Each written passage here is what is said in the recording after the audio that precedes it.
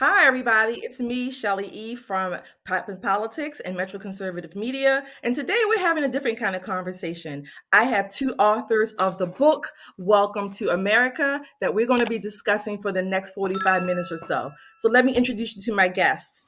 We have Daryl Brooks, who is a former three-time U.S. Senate and congressional candidate from Trenton, New Jersey. He's also the host of the On Fire Show, which is a podcast on YouTube. He's been featured in various news outlets across the country. And of course, he is one of the authors of this book, Welcome to America. His co-host is Mr. Stephen Martino. He is an Amazon best-selling author and a physician, and he's written this fast-paced novel series called Alex Hella, which includes a triplet, if you will, the new reality, the hidden reality, and the final reality. Mr. Martino is also a member of the International Thriller Writers, and he's been featured on numerous blogs as well across the country and Europe. So again, go check these authors out. But again, get your copy of Welcome to America, which we are going to discuss for the next 45 minutes. Thank you, gentlemen, for being with me and your time today. How are you? Thank you, Shelly. I am so excited to come on your show. You know, I've been watching you on YouTube and popping politics, and your sisters are awesome. Awesome. Well, good. You're telling the truth. Thank you for your support. How are you, Steve? Good. I'm doing great. I really appreciate you having us on here today. Good, great. Well, if you know me, I like to just jump right in. Okay, so I'm reading through your book as well, and Welcome to America. I am a patriot. I'm a veteran. And I met Daryl a couple weeks ago at a gun show in Virginia. So, but what is Welcome to America? Tell me, what is cultural Marxism? Basically, cultural Marxism is the newest form of Marxism. It's taken on a different form than classic Lenin, Stalin. It's Marxism in the modern era, because back when Lenin and the Soviets took over, and the original Marxism, their thought was culture is downstream from economics. So if you change the economics, you change the culture. But what cultural Marxism believes, because they saw that communism didn't spread everywhere, they said, let's change the culture so then we could change the economics. So what does that mean? Yeah. So what does that mean? It means destroying all Western culture, our values, our religion, our institutions. And that's what we see throughout, in the media and all that right now. Wow. And for me, I was watching a lot. I watched a lot of different talk shows, different books, reading different books on cultural Marxism. And when I go out into the different areas, a part of the country, like similar things are happening all over. Kids are committing more suicide than ever before. Drugs, violence, the education system, LGBT pushing the agenda through the educational system across America. So after reading three or four different books, I was so upset that individuals didn't have these books, family members. And so I talked to Steve, and I said, Steve, let's put together this book. So, Steve, I was going to ask next, how do you contrast some of the values? I know you mentioned classical Marxism is trying to change culture downstream of economics. But what are some of the values that contrast the classical Marxism values with traditional Western values?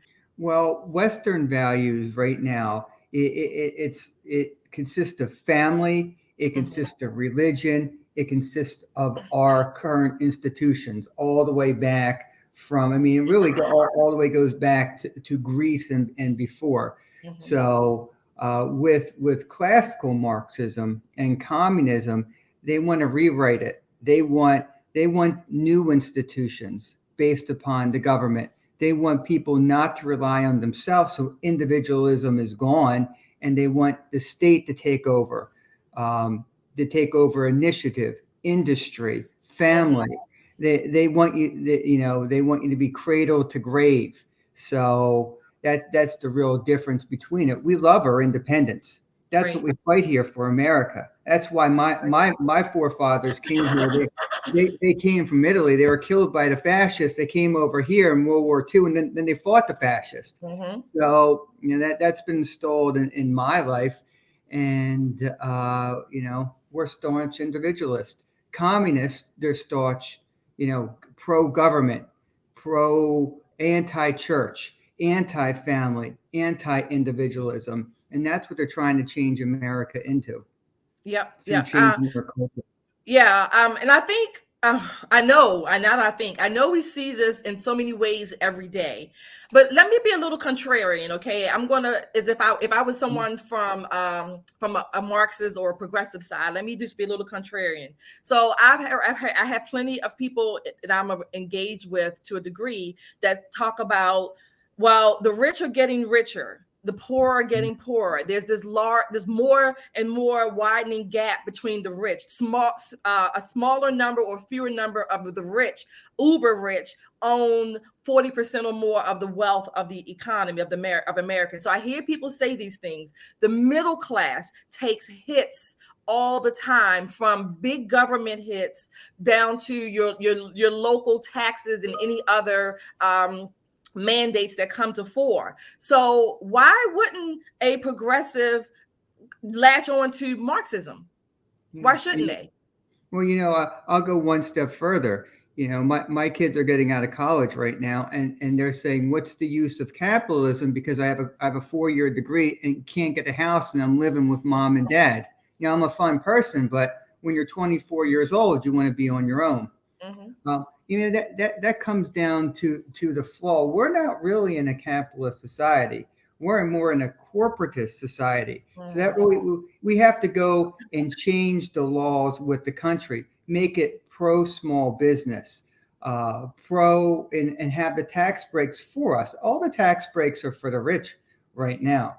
And the way the government's set up, and the way the lobbyists are set up with the government,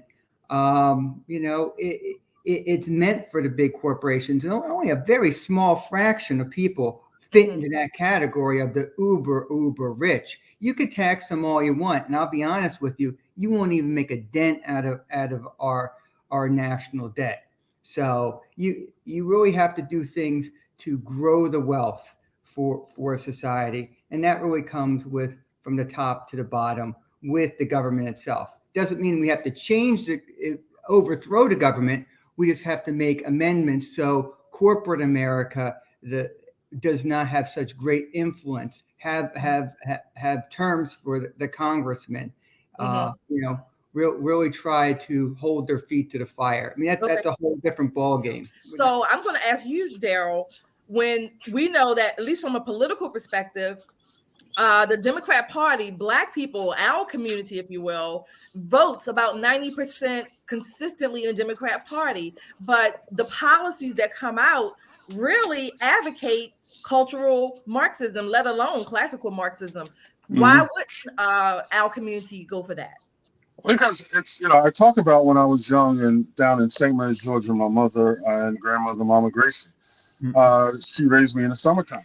She was a Democrat, but she loved the Lord. She was against anything, I guess, LGBT. She believed in the Second Amendment. She had a rifle and a shotgun in the house, and a handgun.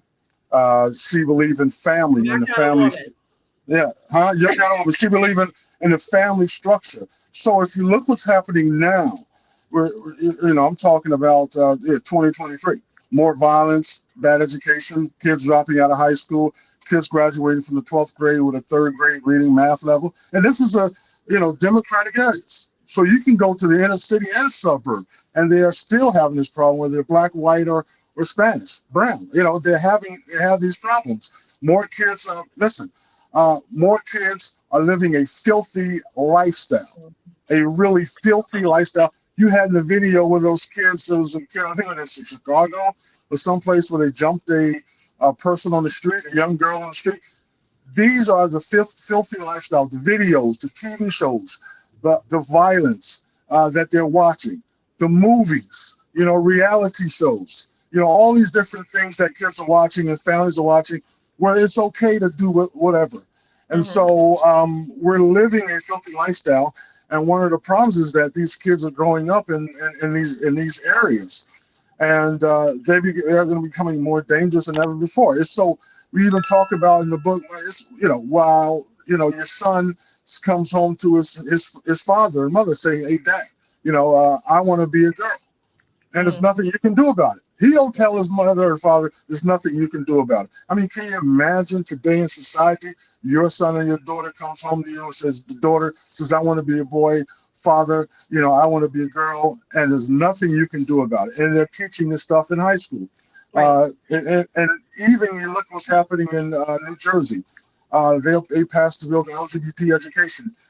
People didn't vote for it. The state Senate and Assembly and the governor of Phil Murphy passed it. And so a lot of us fought against it, and now because of people protesting us, organizing, there is an opt-out for parents. So they're pushing their agenda. This is the cultural Marxism. These are the people that are pushing this filthy agenda that's destroying families. Right. So right. It's okay to watch the worst types of videos. You both have mentioned the people who are pushing this ideology, this destructive ideology. And before we get to this part, talking about what the goals are of cultural Marxism, I want to talk about this. Who are the people, if you will, the groups of people who are pushing this? In that aspect, I want to talk about from academia or the academy, our elected leaders, if you will, talk about how they push these policies, this ideology, even though most of the people, if you talk to them one-on-one, they don't subscribe to this. And I want to start with your quote from one your first page of your book, or the opening pages. You quoted the former and the late Soviet Premier Nikita Khrushchev, and he said, "We cannot expect the Americans to jump from capitalism to communism, but we can assist their elected leaders in giving Americans small doses of socialism until they suddenly awake to find they have communism." Unquote. The classic frog in the pot, the slow boil, right? So these leaders, tell us who they are. Kind of give us a vague description of what the academics, what they're teaching, or why these things come downstream from academy. Well, you're looking at politicians, Democratic politicians, looking at left-wing schools. You're looking at the Princeton's universities, the Rutgers University, all these different universities that from the left, and they're coming out of. It's a sad thing, and they're coming to destroy. So I had one mother whose son had issues. He was a boy, and he had psychological issues. Went to Rutgers University, and the Rutgers University administration and the organizations within that administration pushed him to be a transgender person. And so she was so upset about this. So a lot of it's coming out of these schools, universities, that are pushing, LGBT, the trans. A lot of the universities are pushing the Black Lives Matter agenda. If you look at the individuals that were behind the Black Lives Matter group, they were all openly Marxist. So they all were teaching in the studies, in the school systems, all across the country, the universities, the colleges. So all these things are coming out of these liberal colleges, and parents are so upset because they send their kids to the colleges, and next thing you know, their kids come out different. And so what is that difference? It's far left. You go in you're a Republican family, your son goes to college or your daughter goes to college, and they come out far left. How does that happen? How does that? So hold on, Daryl. So Steve, I got a question for you. Yeah. Should Americans continue to send their kids to these colleges and universities? Yeah. Well, I mean getting a college degree is as American as apple pie. It is, but I'll be honest with you now. I mean, when I was younger, it was get the 4-year degree and get out. But now you really ask yourself, these kids are coming out with $200,000 worth of debt. And you have a guy that went to the vocational school that became an electrician and took something at the community college that has their own business, zero debt, and they're making six figures. So the question really begs, do you need the 4-year college degree? And for most people, the answer is no. I mean, if you want to be X, Y, if you want to be an engineer, yeah, you need it. If you want to be a physician, you need it. But for most people, you don't need it. So the utility of colleges it has gone down significantly. Now I want to add something to Daryl. Lenin coined the term "useful idiots," Mm-hmm. and that's basically what these colleges are. It's what the politicians are. You have the people from the top like George Soros, the globalists. They're pushing the agenda. They saw it worked in Soviet Russia.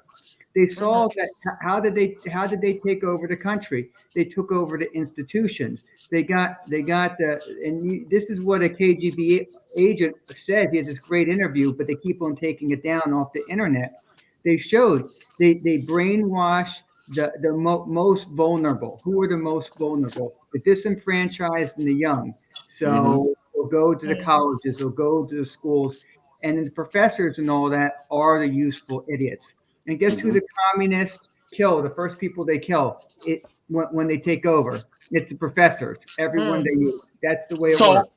so now, you look at it, the past 30, 40 years, they've been in the colleges and universities. Now they're going into the high schools. And so you have the high school now, you have the professors in the college. Professors teach all the students, the university students. The university students goes on to the high schools and to the educational system. And they're now pushing this LGBT education. And it's Marxism, cultural Marxism. So now you're saying, like I said, look in California, look what's happening in Pennsylvania, New Jersey, and other democratic areas. They're pushing this LGBTQ agenda, and we have to stop it. A lot of parents are so upset that where did this come from? So a lot of parents don't understand, especially in the city, don't understand where this come from. They know it's wrong. When I go to talk to people at the gun shows, there's a lot of inner city, especially African Americans, says, "Listen, I'm upset. I don't want my child to be a part of this LGBT agenda and what's happening with their sons and daughters. I need to know what's happening." So they buy the book and they get a great understanding, a basic understanding of what is cultural Marxism and why this is happening. A lot of books that I talk about, and me and Steve talk about, is a lot of these cultural Marxism books are very academia. Our book is a basic understanding. With if you even have a high school diploma, you will understand what is cultural Marxism and what effects it have on the family, the educational system, even what's happening across the media, um, television, video games, Right. social media. Well, let me push your book again since you mentioned it. Mm-hmm. Everybody, you can get a copy of their book. You see my pen? I have my little rabbit ears and everything in there, and my marker. I learned in college, at least, when you read a book, I can't read a book without having a pen in my hand, right? I just can't.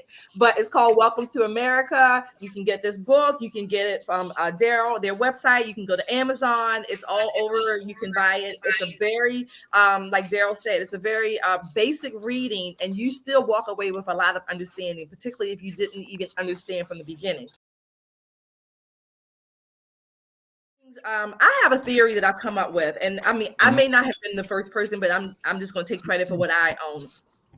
This theory of intersectionality, not the intersectionality of race, class, and gender, right? Not that, not what you're typically taught in college. My theory is that the intersectionality that we need to pay attention to are the connections between the academic realm. Daryl mentioned the globalists, our politicians, and the corporations. We miss a lot of those intersections because they have a huge impact on our daily lives. We miss the pieces when the politicians leave government and they go and become a board member of XYZ corporation. We Mm-hmm. miss the intersection when the academy professors and the tenured professors leave academy and then they go and work in government, or they become liaisons to our government leaders. Those are the connections I think we need to pay more attention to. Granted, I understand people want to just live their daily lives, right? Who wants to be consumed with this 24/7? However, we are at a day and age where we have to pay more attention to those connections more so than this race, class, and gender. What do you all have to say to that? It's an incestual relationship that has to end. I mean, you hit the nail on the head. I mean, Shelley, that was a great. You sum up the problem very good there. Awesome. Yeah, I mean, everyone's in bed together. It's like two divorce lawyers fighting it out, and then they get in the back room and they have a drink together. So Yeah, you're definitely right. One of the things is, we talk about the COVID crisis and how the pharmaceutical companies and the Congress people and the people behind the scenes made billions of dollars off American in the crisis that happened, especially dealing with the vaccine. Made billionaires out of individuals and people. They work with the vaccine, the companies, and the lawmakers put everything together, and they got paid. It's like when the 2008 crisis happened. Who was behind the scene? Wall Street and pharmaceutical companies and the people in Congress and Senate behind the powers that be, making money, and people are starving and are dying in crisis, can't get houses, places to live, no jobs. And Right. so it has a lot to do with our government. But one of the things I that we talked about, and I looked at one of your videos, and about the trans and the violence that is taking place in the trans community, what they did to those, what was it, 5 or 6 individuals that were killed in the high school? Six people, and this is like the 4th or 5th mass shooting of the month. And a lot of these people are sick, mental illness, right? Mental illness, and people have to understand what type of society we're having, and that we have in our communities. And me and Stephen, we talked about in the book, a lot of these things are going to take place more often than ever before, when they believe that I'm a man, but really I'm a woman. Right. And you have to accept it. And if you don't accept it, you're against me. And it brings home mental illness that I believe that I am a woman, but I'm really a man. And you become more violent, and you become more angry than ever before. If you look around, ask any trans person, you see them, they're more angry than ever before on the street. Yeah. And so they're going to start being more violent. But this is the type of culture that we have in our society. You see more kids becoming more violent. You see the videos, you see the TV shows, you see what's happening in the home, more violence than ever before. In the school systems, Trenton, Philadelphia, where I'm at, more violence. And so something has to be done. But parents need to know that, there is a way out of this. There's a way of changing. Before we go there, I want to ask the question. What is the ultimate goal of cultural Marxism? Destroy family. Destroy the family structure. Pushing the agenda that, if you understand Marxism, pushing the agenda, destroying the family, destroying America. If you destroy the culture of a society, you take God out of the picture. I grew up in, my grandma, Mama Gracie, God bless her, took me to church 5 days a week. So I had to know who Jesus Christ was. More kids than ever before, families don't know who God is, don't know anything about Jesus Christ, never been inside of a church, or more violent. When I was a kid, I had, something happened to me. I may get hurt. I'm calling on Jesus Christ. Lord, please, Jesus, save me, help me, give me the strength. You have young kids today who never called on Jesus, don't even know how to call on God. And so, you destroy the family. The kids don't go to church. The violence is more ever before, and you're looking at a society that's going totally to hell. That's for me. That's destruction. That's what cultural Marxism do, destroying the family. What about you, Steve? What do you think? Well, the goal really, it take it one step further. They want to destroy all of Western civilization. Once you destroy family, you destroy God. You destroy your belief in yourself. Basically, have you're left with one thing, and that's government. When you're left with Mm-hmm. one thing, and that's government, they make the rules, they set the agenda, and that's their goal right now. Right, right. I have I'm a Star Trekkie or a Trekkie, but I love the Next Generation. And you remember, well, even in the older generation, older episodes, they had the Borg. Hmm. And the Borg was this one central computer. Hmm. Mind you, it was a female. I always say it's the women always doing something, but she was a female, and of course, everybody was connected to this central mechanism. They could act independently, but they only acted independently based on what the Borg had already programmed to do. Right? Talk about Star Trek. So Star Trek warned us years ago, right? George Hmm. Orwell certainly warned us. His book was not a book to say, "Hey, do this." It was a warning, a huge warning. And Yep. other books, Ayn Rand gave us some clues and things like that. So if the goal is destruction, we know that cultural Marxism is being taught, not just it's being pushed on us, but it's also being taught to our young children, particularly this generation, from the Hmm. academy, in government institutions. Every institution, I'm quoting Dennis Prager here, every institution has been infected by leftism or Marxism, cultural Marxism. Every institution, from the education to the military, the medical, even some religious institutions.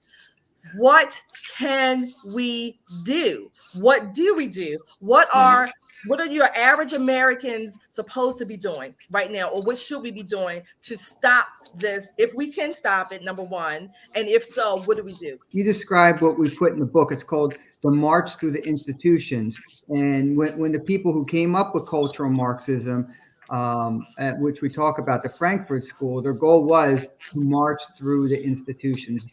And that's Hmm. what we see. And dealing with any type of problem, I do business, I do medicine, it's to identify the problem and gain knowledge of it.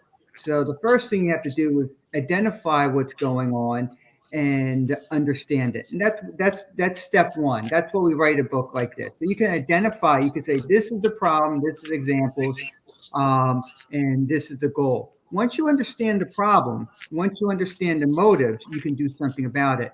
And I think that what we saw recently with Budweiser is how you do it. In our book, we plot out 16 different things. But remember, only 25%, 20% of people are really leftist progressives in the country. You have 80% moderates or conservatives. So we have the power. It's just a matter of using it. Hmm. Saul Alinsky used to say, even though if you are in the minority, sound as loud as you can and make it seem like you're more powerful than you are. And that's what we're seeing here. You're seeing people that have very little, they have a lot of influence, but they don't have the popular support, making such a big ruckus that everyone feels like, I'm not going to talk up, I'm not going to speak up. Well, we Mhm. have the majority. We have to speak up. We have to get people on the school board, like my sister-in-law is running for the school board. We have to get people in the right corporations. We have to get the right people to run for government. You know what? If you want to piss off a liberal, my last statement here, go to church, have a family, have kids, bring them to church. That's Hmm. what Right. you do. That's the way you defeat it, and Yep. stay informed. Wow. Thank you, Daryl. What do we do? What can we do? Well, we can organize. We can read. One of the problems is that there's a generation out there that who basically are functionally literate, so it's hard to read anything, to understand what's happening, and that's a big problem. But what do we do? It's push out more books, information, town hall meetings, shows like like yours and mine to talk about these things. Uh, Preachers the preachers should be doing more. Politicians that should be doing more, just speaking out against this. But the preachers, are afraid to talk about these things that's going on in society and the culture, and that's why we seem like we're losing in the inner city areas. But we need the preachers to speak out. We need the organizations to speak out. We need politicians who are normally, I guess, who are Democrats, but not as leftists, but some of them are afraid to speak out. So we need individuals and family members and organizations, TV shows, podcasts, to organize town hall meetings, speak out against what's happening. It's so important because we don't want to lose another generation. And that's a big problem, being afraid. Martin Luther King said, "True forever on the scaffold, wrong forever on the throne. Yet that scaffold sways the future. Behind the dim unknown stands God. Within the shadows, keeping watch above his own." God is always there. God is always in the shadows, protecting us, watching over us. All we have to do is call on him and be strong in his name. And that's what we have to do. You look at the '60s movements. Look at what Martin Luther King did. There was a big fear. People were afraid to speak out. About the racism, right to vote, and all these other different things that were happening in our society. So we're dealing with a more of the culture of inner city, suburb, black and white, Spam, all different types of individuals that are trying to destroy our own culture. So we have to have a revolution, a cultural revolution, to challenge this cultural Marxism. Be not afraid. I am with you. Right. That's what God tells you. And I continuously, I tell preachers and I tell individuals, be not afraid. Oh, Daryl, but the LGBTQ will speak out against me, and I don't want to be as a transphobe or gay. I don't want to speak out as a gay. I have gay members in my family. Yeah. These are my questions. I have two similar questions, one for each of you. So, Steve, what are the risks for those who do speak out? And I'll let Steve go first, but Daryl, think about this. What are the consequences or the risk if we don't speak out? So, Steve, you go first. Well, I think what you see is the cancel culture. They want to cancel you, and that's always the risk, the fear. You fear being ostracized by your friends, by your family, by your loved ones. You fear losing your job. You fear losing your livelihood. And it comes down to your fear of getting called names. I know sticks and stones will break my bones, but names will never hurt me. But I'll be honest with you, when you get called all these horrible things, it can get to you. So even simple things like that, so there is that fear. I think everyone inside wants to be liked, wants to be loved, and wants to be secure. I think there's three driving forces of all human nature. And the fear is of losing that. And that's what our fear is if we speak up. I'm not saying we shouldn't, but I'm just saying that's our innate fear inside of each and every one of us. That voice saying, "Don't do it. This will happen to you." If you don't speak out, listen. As you be a father, 3 kids, and you don't tell your kids what's happening, and nephews and nieces, and you don't speak out. Your son will come home saying, "Dad, I want to be a girl." Your daughter comes home and, "Daughter, I want to be a boy." Well, why are these things happening? Because you didn't speak out. You didn't speak out in the school board. And you'll have a mad society. You have more violence than ever before. You have to speak out about what's happening, because you see now. I mean, can you imagine 10 years from now, what will society look like if we don't? I mean, we see Chicago, you see Philadelphia, you see all these inner city areas, suburb areas more violent than ever before. If we don't speak out, then we're going to have a mad chaos. We're going to have all types of society problems we're having now. But can you imagine 10 years from now? Right. What that is going to look like? So you cannot be afraid. And that's what I tell people. God is always on your side. We always have to do the right thing and speak out, because, it's the younger generation are watching us. They're watching what's happening. The 5-year-olds, the 6-year-olds, they're more intelligent than ever before. They know how to use social media than ever before. 5, 6, 7-year-olds, so if we don't speak out against it, they're going to be inundated with the worst types of certain things. I mean, of this generation. Already there's that generation right now who's in their 20s have been inundated with the worst types of things on YouTube, Facebook, and social media. Can you imagine what the next generation? These kids are at 5 years old who can get on use a phone, 6, 7, 10 years old, what they're watching, what they're seeing. So we have to speak out. We have to stand strong. Be not afraid. I am with you. That's what God always tells us. Mm-hmm. Wow. Well, talking about speaking out, one of my co-hosts just last night, KJ, she spoke and read an excerpt of, I saw that. book at a school board meeting. And so we locally, we're doing what we can do with the sphere and the time that we have. And we do make people upset, and, good. That's good, because we want to push back. And you don't have to necessarily be a Republican or be a conservative, but you have basic values. We believe you have innate values and you've been inundated with the image of God in you. So there is a purpose for all of us, right? And one purpose that we don't have is to destroy children in the American dream. That's not our purpose, okay? So for people who are watching, you can go to our page on YouTube, Poppin' Politics. Go to Poppin' Politics under Metro Conservative Media, and you can see all of our work there, all of our videos and our podcasts there. Not to mention, again, you can pick up a copy of Welcome to America, Daryl and Stephen's book that they co-wrote, and is talking about this cultural Marxism, what it is, what it looks like, what it ultimately ends or aims to do to our society, to families, to individuals.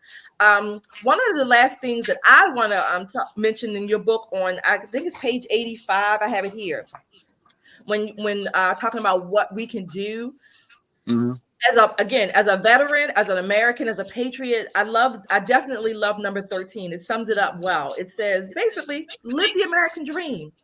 It drives the left crazy. I love it. I had a little saying, a cliche that I came up with. It said, when the left is apoplectic, I am ecstatic. So I know that I'm doing something right when they are just in a frenzy and upset. I love it, right? But again, if we can live the American dream, the right to life, liberty, and the pursuit of happiness, living in the image of God, under our God-given, not government-given, but God-given rights, and in who we are as individuals, as part of families and communities, we can turn this tide. So I am so thankful that you guys came to talk with me for a few minutes today. I do want to end on you two having the last note. Daryl, just tell people where they can find more information about you, maybe some of your story, and then Stephen, same thing. Oh, well, you can find it's on Amazon, or you can go to Facebook, Daryl M. Brooks, and also we have a new site, darylmbrooks.com, DRYLMBROOKS.com.